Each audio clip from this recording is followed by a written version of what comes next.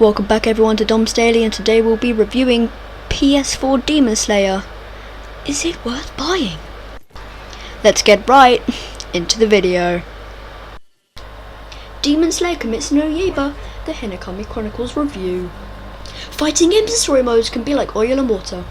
They are a tricky thing to mix properly because it's hard to tell a story well when your main method of conversation is two characters punching each other in the face. Demon Slayer Kimetsu no Yaiba, the Hinokami Chronicles is no exception to this problem, with a single player mode that never quite nails the balance between it telling its excellent story and making that story fun to actually play. But fortunately, its arena-based combat is fast, satisfying, and strikes a nice balance between approximately and depth, especially in multiplayer. The Hinokami Chronicles follows the same plot as the manga and anime it's adapted from, starting from the beginning and then working its way up through the end of the Mugen Train arc.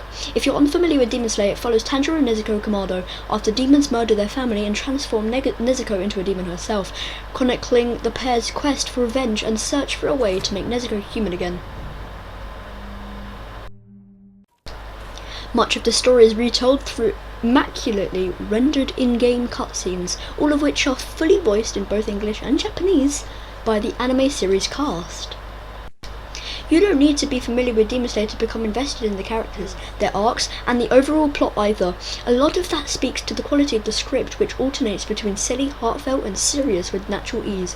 But equal praise must be lavished on the voice cast, particularly Zach Aliger and Alex Z, who played Tanjiro and his cowardly friend Zenitsu respectfully and stand out even in a cast that delivers outstanding performances all around. The cutscenes can run a little long between fights, but it's a small price to pay when the original story is being retold as well as it is here. But when the Hinokami Chronicles makes you walk around and explore the Demon Slayer world between these familiar scenes, it becomes kind of a drag.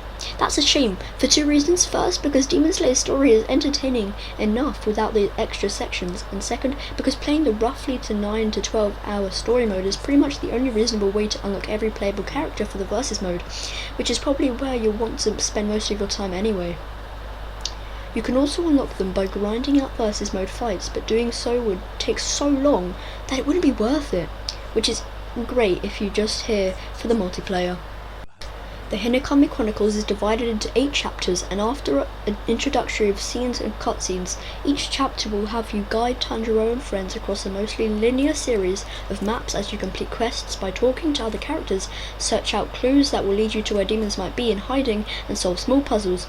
As you explore, you'll also be able to collect memory fragments, which are short movies that combine voiceovers and stills from the anime series, and Kimetsu points, which can be used to unlock rewards like characters, alternate costumes, quotes, art, and songs from the soundtrack.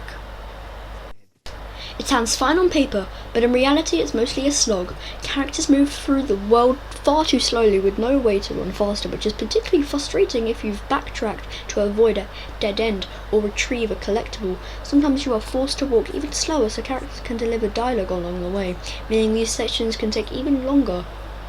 Worse, some maps feature no interactions at all, making me wonder why the dialogue within them wasn't just a cutscene as I waited for my character to tediously jog to the next area. It might have been an interesting idea if the interactions or movement were entertaining themselves. Instead, it's mostly a slow, dull process that only requires you to push the stick in a direction and listen to some pretty unnecessary dialogue. In one particularly outrageous example, Tanjiro has to convince the people of a small city to go inside before nightfall to keep them away from a demon that has been abducting young girls. Each interaction is exactly the same, forcing you to monotonously repeat it 4 times. There can be occasional flash of something clever. One sequence involves finding your way out of a house that is constantly shifting around you, while a letter of chapters offers up some fun minigames, but walking around a map is mostly something I tolerated rather than enjoyed.